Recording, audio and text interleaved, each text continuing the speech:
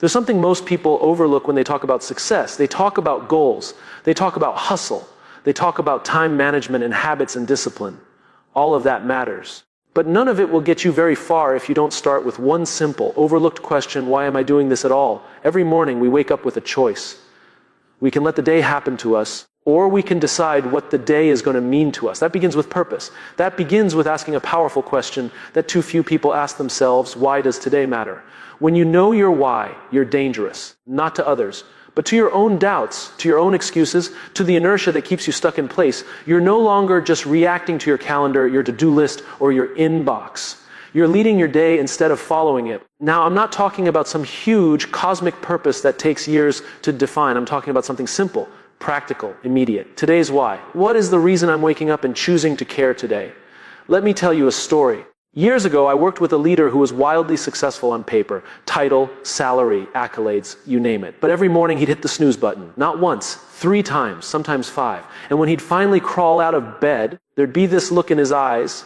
Tired, yes, but also empty. Eventually he broke down. He told me, I don't even know why I'm doing any of this anymore. He had lost connection to his why. His work had become a series of tasks, meetings and deadlines. Nothing rooted, nothing inspiring. He wasn't lazy. He was aimless. That's what a lack of purpose does. It makes effort feel pointless. So we went back to basics. I asked him, what's the impact you want to have today? It was the only thing I asked. Not next year, not next quarter, just today. It took time, but soon he started waking up with a different mindset. He'd begin his morning not with email or social media, but with intention. He'd write down a sentence: today I will lead by example. Or today I will encourage someone who's struggling. Or today I will do something that makes my team stronger. Small, specific, powerful. That's the key. See, your why isn't always going to be some grand mission. Sometimes your why is showing up fully for the meeting you'd rather skip because the person across the table needs your energy. Sometimes your why is being a little more patient with your kids because you want them to grow up feeling seen and loved. Sometimes your why is putting your head down and doing the hard work because it brings you one step closer to who you want to become. Without that purpose, our days blur together. They become transactional. We do things out of obligation, not out of meaning. And when that happens over time, we burn out. Not because we're doing too much, but because what we're doing lacks connection. Think about this. Most people spend more time planning their weekend than they do planning their purpose. They prepare presentations, meetings, and meals, but they don't prepare their mindset. And so their days become reactive. They let the world set the tone, and the world is chaotic, noisy, and constantly pulling us in 10 different directions. But what happens when you start your day with a clear, grounded reason? Suddenly, the little things don't knock you off course so easily. You stop chasing every notification. You stop worrying so much about what other people think. You have a filter, a way to decide what matters and what doesn't. That's what a why gives you clarity. Here's a simple practice I challenge you to try. Tomorrow morning, before you pick up your phone, before you check your email, before you let the world pour into your mind, take 60 seconds. Sit quietly. Ask yourself, what kind of impact do I want to have today? Write it down. Say it out loud. Hold it in your mind. It doesn't have to be profound. It just has to be honest. It might be, today I will stay calm when things go wrong. It might be, today I will give someone hope. It might be, today I will learn something new. That's your win. That's your reason to show up. That's your why. I've met people who thought they were burned out from working too much. But when they reconnected with their purpose, when they started leading each day with intention, something shifted. They weren't tired anymore. They were energized. Not because their workload changed, but because they changed. You don't need to change your entire life overnight. You don't need to quit your job or move to a new city. You just need to ask better questions. Questions like, why does this matter to me? Who benefits when I show up fully today? What's the deeper reason behind my routine? When we lead with why, we remember that what we do is not just what we do, it's who we are becoming. Every day becomes a brick in the foundation of the life we're building. And when that foundation is strong, when it's built on purpose, we can weather anything. Challenges don't blarify us. So the next time you wake up feeling tired, overwhelmed, or unmotivated, don't reach for coffee. Don't reach for distraction. Reach for meaning. Start with why. Anchor your day in purpose. And watch how everything else, your attitude, your energy, your results, begins to shift. Because when you know why the day matters, you show up like it does. There's something incredibly powerful about the promises we make. We remember the ones we've made to our teams. We remember the ones we've made to our friends, our families, our partners. We hate letting other people down. But what we don't talk about enough is how often we let ourselves down. Quietly, privately, consistently. Think about it. You say you'll wake up early and go for that run. You say you'll start that project this week. You say you'll stop checking your phone every 5 minutes. But when no one's around to notice, it's so easy to push that promise to the side. You justify it. You tell yourself, it's not a big deal, I'll do it tomorrow. And then tomorrow becomes next week. Next week becomes never. And slowly, subtly, you start believing that what you say doesn't matter. But here's the truth. If you can't trust yourself, you'll always struggle to lead others. You'll always feel like an imposter. You'll always be chasing something externally to compensate for what's broken internally. That's why keeping promises to yourself is not about discipline. It's about identity. Every time you follow through on something you told yourself you would do, you're voting for the person you want to become. You're proving to yourself, not anyone else, that your word has weight, that you can rely on you, that you're not waiting to be saved, validated, or motivated. You're in control. And no, it's not always easy, but it's worth it. I once worked with a young entrepreneur, brilliant mind, endless ideas, charming presence.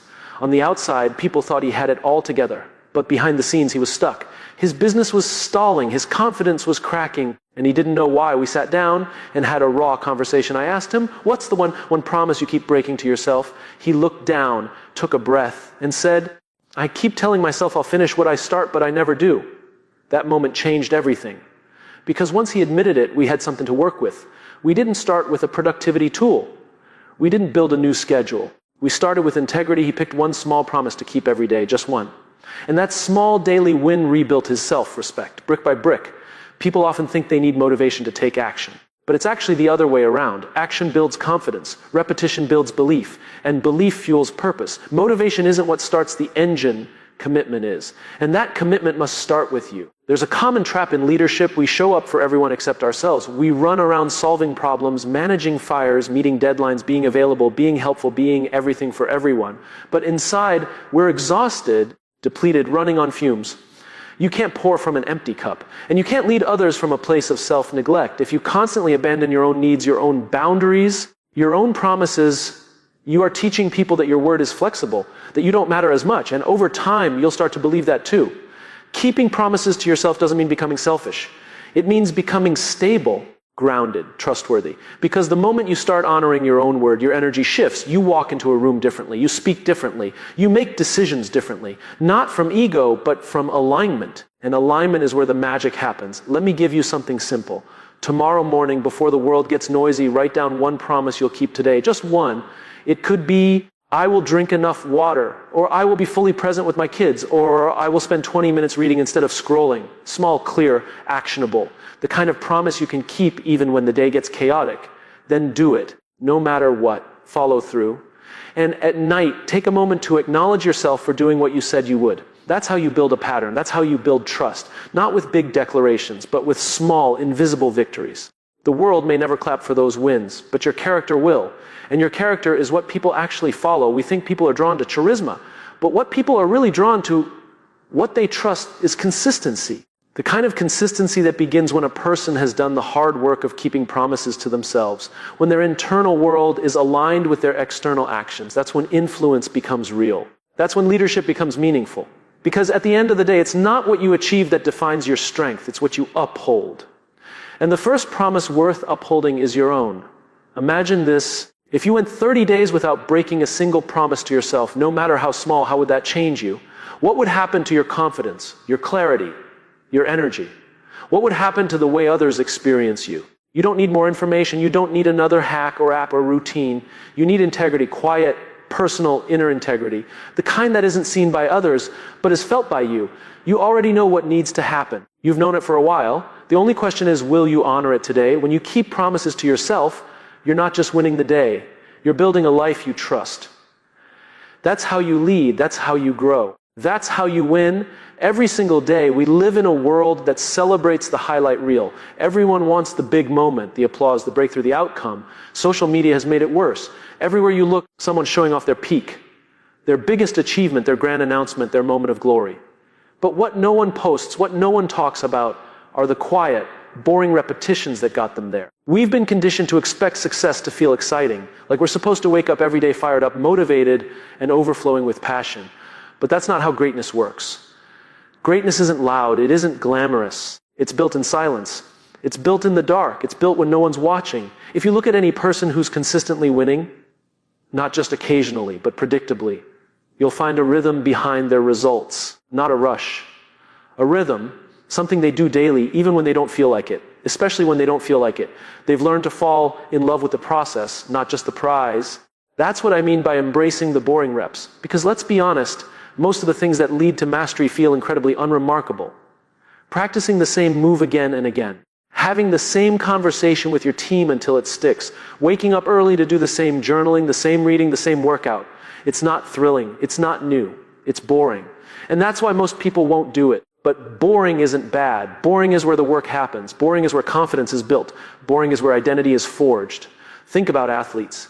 The best in the world don't just practice when the stadium is full. They train when it's just them, their coach, and the sound of their own breath. And they repeat the same drills, the same plays, until they're automatic, until they become muscle memory. So that when the big moment comes, they don't rise to the occasion. They fall back on their preparation. I once worked with a team leader who couldn't understand why their results were so inconsistent. One month they were hitting targets, the next month they were completely off track. The talent was there, the passion was there, but the process was missing. So I asked her, "What do your boring reps look like?" She looked confused. "What do you mean?" I said, "What are the small things you do every single day, no matter what, that make the big results inevitable?" She thought about it and admitted, "Honestly, I don't have those. I just work really hard when the pressure is on." That's the problem. Most people wait for pressure to perform. But true professionals don't rely on pressure. They rely on process. We built her a routine, a simple set of habits she'd repeat daily. Check-ins, debriefs, reflection, planning, nothing flashy, nothing groundbreaking, just boring, repeatable excellence. And in a few months, her team's performance transformed. Not because they got smarter or more talented, but because they got consistent. Consistency is a superpower, and boring reps are the path to consistency. The reason most people struggle isn't because they're lazy or unmotivated. It's because they're addicted to novelty. They chase the next thing, the shiny thing, the exciting thing. And the moment something feels too routine, too repetitive, they lose interest. They want change, but they don't want repetition. And that's a problem, because growth lives in repetition. You don't get strong by lifting a weight once. You don't get smart by reading a book once. You don't get trustworthy by telling the truth once. You become those things by doing the boring reps over and over and over again. Here's what's funny. When people see someone crushing it, they always ask, "What's your secret?" But usually there is no secret, just systems, just habits, just effort that's been repeated so often it becomes who they are. Boring reps are the bridge between who you are and who you want to be. They're the small choices no one sees that eventually lead to the results everyone wants. I know it's not sexy. It's not supposed to be. That's the point. You do the reps not because they feel good, but because they do good, because they compound, because they quietly stack up into something powerful over time. And yes, you're going to want to quit. You're going to feel like it's not working. You're going to think, this can't be it. There has to be something more exciting, more advanced, more interesting. But that voice is lying. That voice is impatient. That voice doesn't understand how mastery works. Mastery is boring. Progress is boring. Winning is boring until it isn't. Until one day you wake up and you're further than you've ever been. And people ask how you did it. And you smile because you know the truth. You did it by doing the work when it was dull, when it was quiet, when it was just you showing up with no reward, no applause, and no proof yet. The people who win aren't the most excited. They're the most consistent. They're the ones who kept going when it stopped being fun. They're the ones who embraced boredom and made it their edge. So the next time you feel stuck, don't look for a breakthrough. Look for your reps. Ask yourself, what's the boring thing I've been avoiding, and then do it. Not once, every day. Because discipline isn't doing hard things. Discipline is doing simple things, repeatedly, even when they're no longer interesting. That's how champions are made. That's how trust is built. That's how you create a life that wins every day. Not just in moments, but in momentum. Fall in love with the boring reps. They'll take you further than motivation ever could. Most people think leadership is about being in charge, about being the loudest voice in the room, the person with the answers, the title, the authority. But real leadership isn't about taking control. It's about taking care. It's about putting others first, not because you have to, but because you choose to. Leading with service, not ego, is one of the most misunderstood principles in the world. We live in a culture that rewards visibility. If you look successful, if you sound important, if you seem confident, you're praised. But ego, when it drives leadership, always leaves damage behind, because ego leads us to ask the wrong question, how can I win? Service leads us to ask the right one, how can I help? There's a fundamental shift that happens when you stop trying to impress people and start trying to impact them. When you stop focusing on being the best in the room and instead focus on bringing out the best in others. That's the shift that separates managers from mentors, bosses from builders, leaders from legends. I remember speaking with a seasoned executive, highly respected, but when you walked into his office, there was no ego, no grand desk, no flexing of titles, no inflated presence. What struck me most was how he listened, fully, attentively, not waiting to speak, not waiting to be right, just present. Afterward, I asked him what his secret was. He smiled and said, "I'm not here to be the smartest person in the room. I'm here to make everyone else smarter." That's what service looks like in leadership. It's humility in action. And humility isn't thinking less of yourself. It's thinking of yourself less. It's showing up not for recognition, but for contribution. It's knowing that the most valuable person in the room might not be the one talking the most, but the one helping others speak up. Ego will always tell you to protect your image. Service tells you to protect the people. Ego says, don't show weakness. Service says, be honest. Ego builds walls. Service builds trust. And the difference becomes very clear over time because one creates fear and the other creates loyalty. I once worked with a young team leader who had just stepped into a management role. She was driven, articulate, brilliant, but something was off. Her team wasn't responding. There was tension, burnout, resistance. She was frustrated. "Why won't they just do what I ask?" she said. I told her, because they don't feel seen. They don't feel safe. She was leading from a place of pressure, of performance, of ego, not because she was arrogant, but because she thought she had to prove herself. That's what ego does. It turns leadership into a performance, not a relationship. So I asked her to try something different. I said, tomorrow, instead of checking what your team has done, ask how they're doing. Show up for them before you expect something from them. A few weeks later, things changed, not overnight, but gradually. Her team started communicating more. They started taking more initiative. There was laughter in the room again. Not because her strategy changed, but because her presence did. When people feel seen, they show up differently. When they feel safe, they take risks. When they feel supported, they stretch further. That's the power of leading with service. You don't have to be in a formal leadership role to live this. Leading with service can happen in every part of your life. In your family, your friendships, your work, your community. It happens when you choose to listen instead of interrupt. When you choose to mentor instead of compete. When you choose to build bridges instead of building your brand. Service asks more of us than ego ever will. Because it's not flashy. It doesn't always get credit. But it's the only kind of leadership that lasts. Because it's not built on attention. It's built on trust. We all know someone whose presence makes us feel like we matter.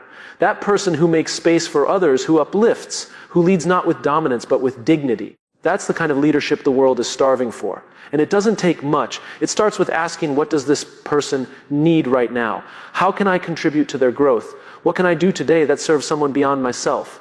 Those questions will change the way you lead. They will also change the way people respond to you. Because service is magnetic. When you lead with empathy, with integrity, with care, people feel it. And they don't just follow you. They believe in you. They show up not out of obligation, but out of respect. Ego seeks to be followed. Service seeks to walk with people. Ego needs to be right. Service wants to get it right. Ego demands compliance. Service earns commitment. This is not about being soft. This is about being strong in a way that lifts others. Leadership rooted in service isn't passive, it's powerful, because it builds cultures where people want to belong. Teams that last, relationships that matter, results that are sustainable. And the beautiful irony is this: when you lead with service, you do win. Maybe not in the traditional sense. Maybe not in a way that fills headlines. But you win in the only way that counts. In the loyalty of people, in the trust you build, in the lives you elevate. So the next time you feel that tug to prove something, pause. Ask instead, who can I help right now? Who needs to be seen? What does service look like in this moment? Lead with that with care. Lead with the mindset that your success will be measured not just by what you achieve, but by what you build in others. Because when you lead with service, the results follow. But more importantly, people follow, not because they have to, but because they want to. And that's how you win, quietly, powerfully, every day. We live in a world that's always rushing toward the next thing. Finish one task and another replaces it. End one day, and the next morning is already screaming for your attention. In the middle of all this motion, there's one habit that quietly separates those who grow from those who simply repeat. It's not something flashy. It's not productivity software. It's not waking up at 5 a.m. It's reflection. We don't grow from experience. We grow from reflecting on experience. And yet, for most people, the day ends when their energy runs out. They collapse into bed, phone in hand, brain overstimulated, heart unsettled, mind racing through unfinished to-do lists. Then they repeat over and over. But the ones who win, who truly evolve, who show up wiser, more grounded, more focused the next day, they do one simple thing that changes everything. They take a few minutes to ask, what did I learn today? That's it. That's the shift. Not what did I do or how much did I accomplish, but what did I learn? What did this day teach me? Because every day offers us something, a lesson, a pattern, a moment of truth. But if we don't slow down long enough to capture it, we lose it. And what gets lost in silence eventually repeats in chaos. I remember working with someone who was chronically overwhelmed, brilliant, driven, talented, but she was always tired, always buried under the weight of her own ambition. She was doing a lot, but gaining very little. Her work was loud, but her growth was quiet. So I asked her one question: do you ever pause at the end of the day and ask what it all meant? She paused. No, she said, I just try to survive it. That's where most of us are, surviving our days instead of learning from them.